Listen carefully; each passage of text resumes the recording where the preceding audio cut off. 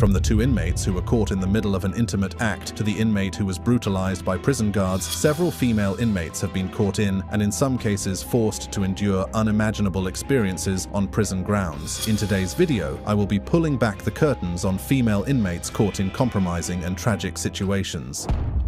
Amber Faye Fox Kim.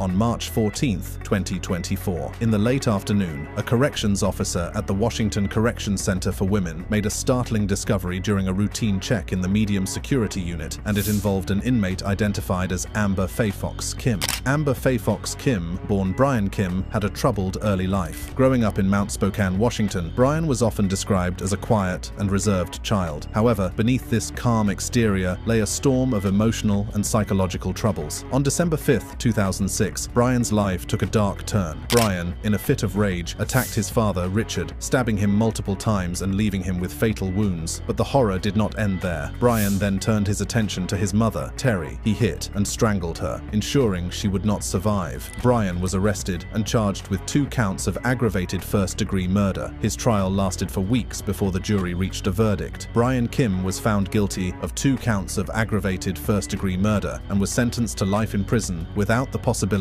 of parole. As Brian began serving his sentence, his story took another unexpected turn. Struggling with his identity and the harsh realities of prison life, Brian began to identify as a woman, adopting the name Amber Faye Fox Kim. Amber Faye Fox Kim's story took a more dramatic turn in February 2021. After years of incarceration in a men's facility, Amber, who had begun identifying as a woman, was transferred to the Washington Corrections Center for Women, commonly known as PERDI. This transfer was made possible under the State Department of Corrections (DOC) gender inclusion policy. As the officer carrying out the routine check peered into one of the cells, they were met with an unbelievable sight. Amber Faye Fox Kim, completely nude from the waist down, was lying on the floor with 25-year-old inmate Cinsa A. Marie Nerton on top of them, also nude from the waist down. The two were actively engaged in an intimate act, a clear violation of prison rules and policies. This act broke the facility's regulations, specifically WAC 504, which prevents engaging in a sex act with another person within the facility unless it is part of an approved extended family visit. The response from the corrections facility was quick. The incident was reported to the appropriate authorities, and a hearing was expected to follow. A Washington Department of Corrections (DOC) employee who chose to remain anonymous revealed that technically there is no consensual sex between the incarcerated. However, if both parties claim the act was consensual, they are likely to face less severe consequences. Authorities were lucky enough to catch on to this illicit relationship on time, but the same cannot be said for this next case.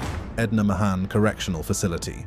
Demi Minor was born Demetrius Minor, and like many other inmates at the Edna Mahan Correctional Facility, he had a troubled past. As a foster child, Demetrius struggled with a series of behavioral issues and criminal activities. At the age of 16, he committed a crime that would forever alter his life and the lives of those around him. He brutally stabbed her foster father, Theotis Ted Butts, 27 times. Demetrius was convicted of manslaughter and was sentenced to 30 years in prison. During his incarceration, Demetrius began to identify as a transgender woman, going by the name Demi Minor. By 2022, Demi was housed at the Edna Mahan Correctional Facility for Women in Clinton, New Jersey, the state's only women's prison. The Edna Mahan Correctional Facility has recently undergone significant changes in its policies regarding transgender inmates. In 2021, the state of New Jersey reached a settlement with the American Civil Liberties Union, ACLU, of New Jersey. This settlement made it necessary that transgender inmates be housed according to their gender identity rather than their sex assigned at birth. As a result of this settlement, the Edna Mahan Correctional Facility began housing transgender inmates, including Demi Minor. By 2022, the facility housed 27 transgender inmates. The policy was seen as a progressive step towards inclusivity and respect for gender identity, but it also sparked debates and concerns about the potential implications for the safety of inmates within the prison. Demi Minor's presence at the Edna Mahan Correctional Facility soon became the center of a scandal that would challenge the very policies meant to protect transgender inmates.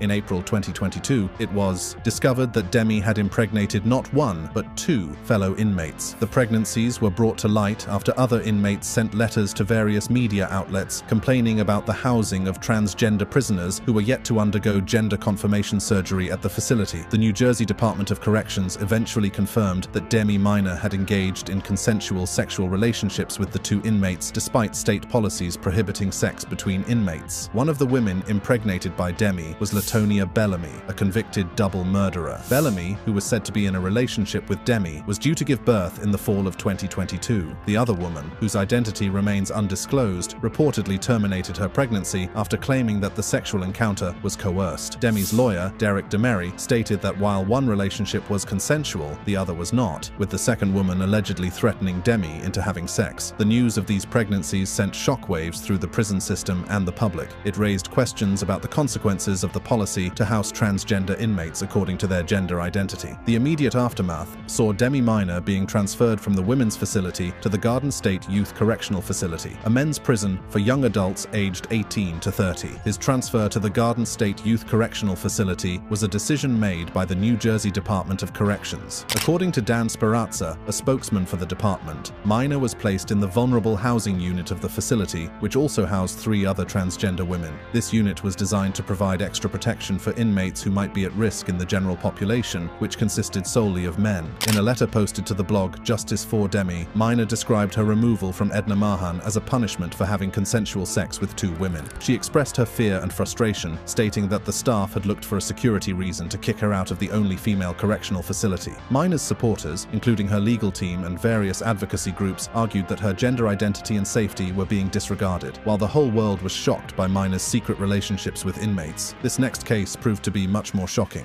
Howard County Jail inmate.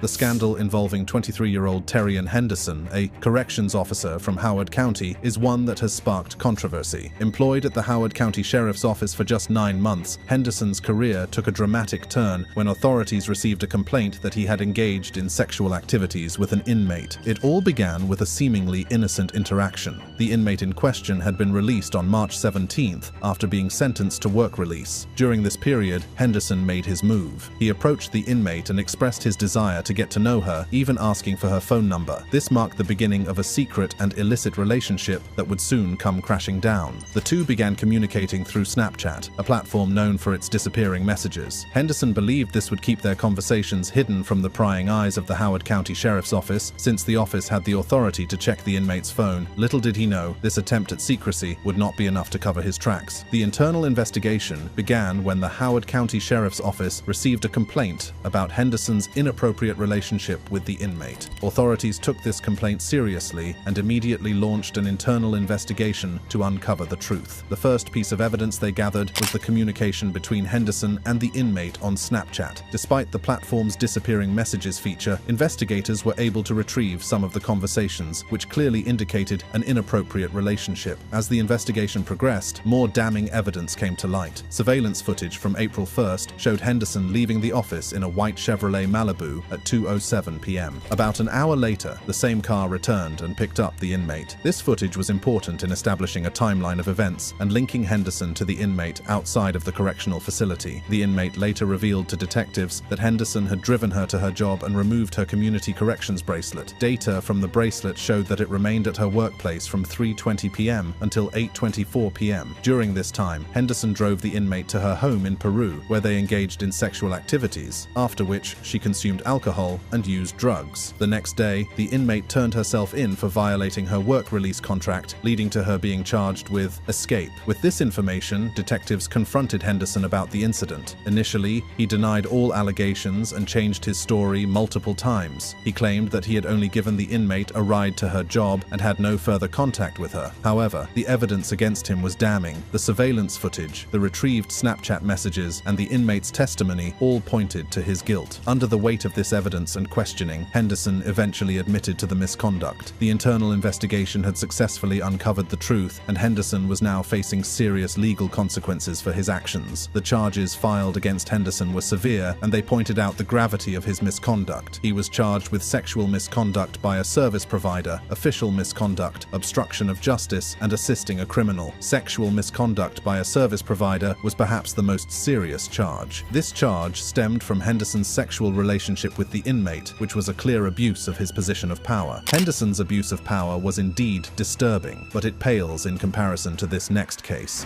Gloria MacDonald Correctional Facility inmate.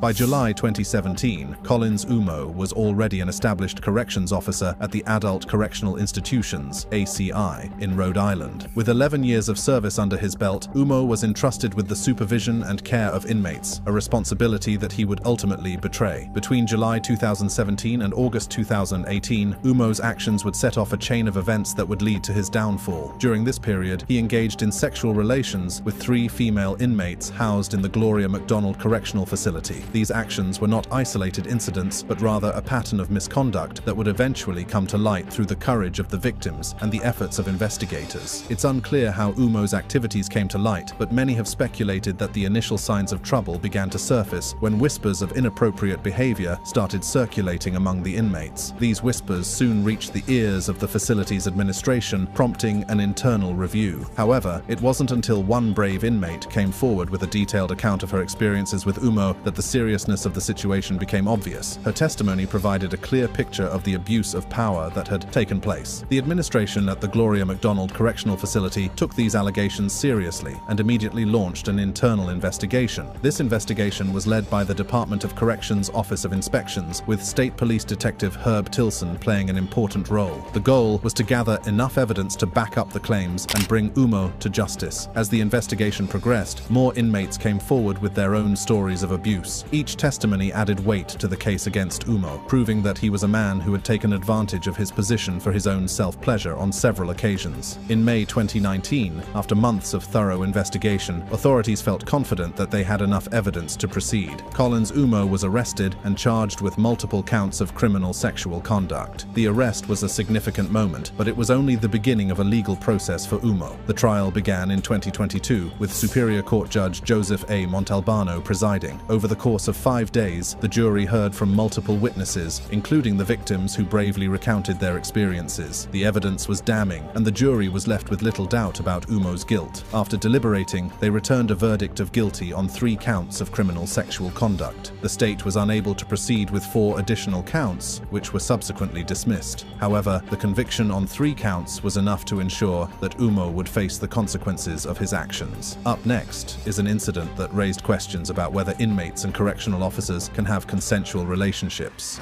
Ella Ward.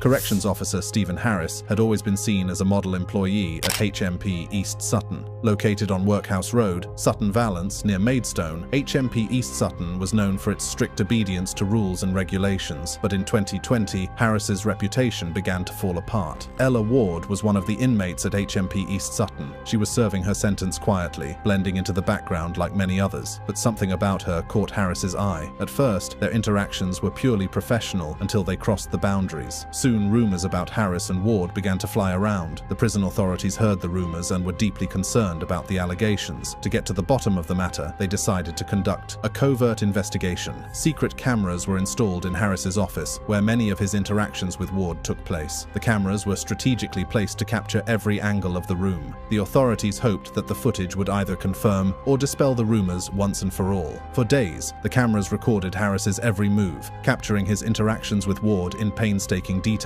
On September 8, 2020, the cameras recorded a moment that would serve as the first piece of damning evidence. Harris was sitting at his desk when Ward entered the room. She leaned in and kissed him on the cheek. This seemingly innocent gesture was anything but. It confirmed the suspicions that had been brewing for weeks. The next day, the cameras captured another intimate moment. Harris was seen holding Ward's hand, a gesture that spoke volumes about the nature of their relationship. The following day, the two shared a 20-second kiss. During this kiss, Ward handed something to Harris, and she moved her hand to his groin area. As the days went on, the cameras continued to capture more incriminating evidence. On September 14th, Harris and Ward held hands for longer than 10 minutes while Harris was sitting at his desk. As Ward left the office, Harris brushed her buttocks with his hand. The couple kissed again on September 15th and 18th. Each piece of footage painted a clearer picture of their inappropriate relationship. The evidence was overwhelming, and it was only a matter of time before Harris would have to face the consequences of his actions. Harris Harris was promptly arrested. The once respected prison manager was now facing serious charges of misconduct in a public office. The case was brought before Maidstone Crown Court, where prosecutor Oliver Kirk laid out the evidence against Harris. Kirk detailed how Harris had willfully misconducted himself by engaging in an intimate relationship with a female prisoner. The court was shown the damning CCTV footage that had been recorded in Harris's office. The footage left little room for doubt about the nature of Harris's relationship with Ella Ward. Judge Shani Barnes presided over the case and delivered a scathing rebuke to Harris. She stated that his actions could have had devastating consequences and that women in your care were vulnerable and you should have been above reproach. Despite the severity of his actions, Harris escaped a jail sentence. Instead, he received a 9-month jail sentence, suspended for a year. This meant that Harris would not serve time in prison unless he committed another offense within the next 12 months. In addition to the suspended sentence, Harris was ordered to do 100 hours of unpaid work for the community. He was also required to pay £350 in court costs. In this case, the two parties involved claimed the relationship was consensual, but this next encounter turned out to be the exact opposite.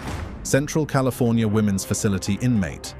An unnamed female inmate in her 30s found herself behind bars at the Central California Women's Facility, serving a short sentence for burglary. Standing just over 5 feet tall, the inmate had hoped to quietly serve her time and return to her life outside, but fate had other plans for her. In January 2024, the inmate was transferred to CCWF, a prison complex located some 150 miles southeast of San Francisco. Known for its history of violence and overcrowding, CCWF was no stranger to negative attention, but nothing could have prepared the world for what was to come. The newly transferred inmate quickly realized that the prison environment was filled with danger, and she did her best to keep a low profile. However, an argument with other prisoners forced her to make a decision that would have terrifying consequences. After the altercation, she approached prison authorities and asked to be moved to a different cell. She was placed in a new cell with 2 fellow female prisoners and a self-identified transgender inmate named Tremaine Carroll. Tremaine Carroll, a 6'2", 200-pound inmate, had a long and violent criminal history. As a juvenile, Carroll was charged with theft and firearm possession offenses in 1988 and 1989. But it was in 1990 that Carroll's crimes took a darker turn. In 1990, Carroll was arrested for the gunpoint kidnapping, robbery, and sexual assault of 2 women. Although some charges were dropped, Carroll pled guilty to kidnapping and was sentenced to over 10 years in prison. After his release, Carroll reoffended in 1998, robbing a jewelry store. This crime activated California's 3 strikes and you're out law, resulting in a minimum sentence of 25 years to life. Locked up for life, Carroll's story took a shocking turn in 2020 when California Governor Gavin Newsom signed the Transgender Respect, Agency, and Dignity Act. This law allowed incarcerated transgender, non-binary, and intersex individuals to request housing that fits their gender identity. In August 2021, Carroll, now identifying as a transgender woman, was transferred to the Central California Women's Facility. Despite not undergoing sex reassignment surgery, Carroll was granted permission to move to the all-female facility. The inmate, unaware of Carroll's violent past, moved into her new cell, hoping for a fresh start. But from the moment Carroll moved in, Rebecca's life became a living hell. Carroll began expressing sexual interest in her, leaving flirtatious notes and making unwanted advances. She turned down all of Carroll's advances, but her nightmare was far from over. Less than 24 hours later, while alone in the prison shower, Carroll brutally assaulted the inmate. The attack left the inmate traumatized and unable to shower for days. Basic hygiene became a trigger that reminded her of the tragic incident. Unfortunately, her ordeal didn't end there. After reporting the assault, she was hospitalized and subjected to a humiliating pelvic exam while kept in arm and leg chains. Upon her release, she was separated from the prison population, strip-searched, and treated as if she were the predator. Carroll, in a twisted turn of events, alleged that the inmate was in fact the rapist. The ridiculous nature of Carroll's counter-allegation became apparent when the Madera County, California District Attorney's Office officially filed sexual assault charges against Carroll. Carroll now stands accused of 2 rapes, including the assault on the unnamed inmate and another unrelated attack. Carroll also faces charges of attempting to intimidate a witness. Despite denying all charges, Carroll has been transferred out of CCWF to Kern Valley State Prison, an all-male facility. The inmate in this case is working hard to move past the traumatic experience, but for many of the women who were victims of this next encounter, there's no moving on. Honduras prison riot.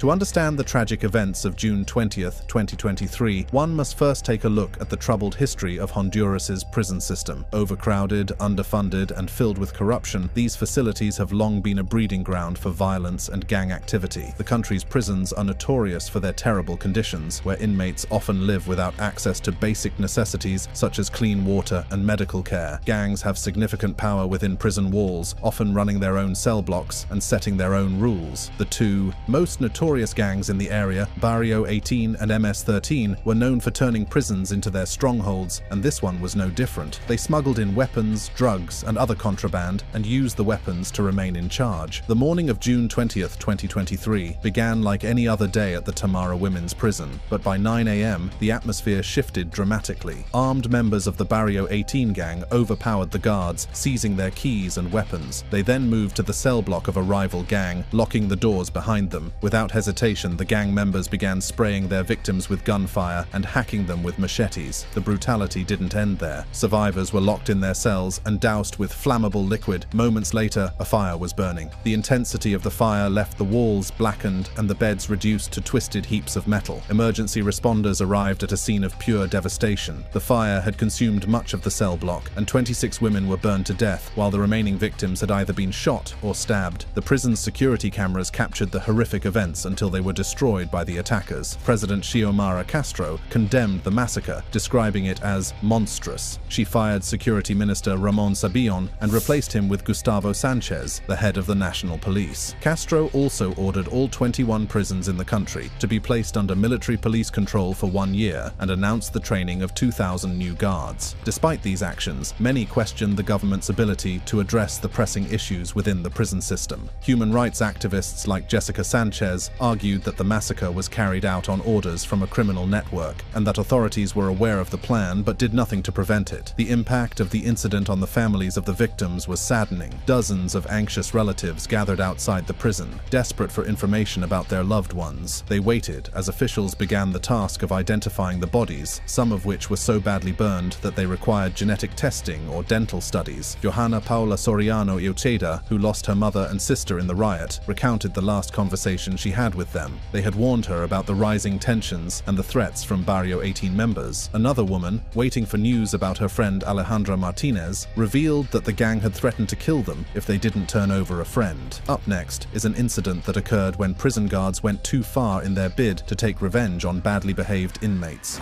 New Jersey Women's Prison.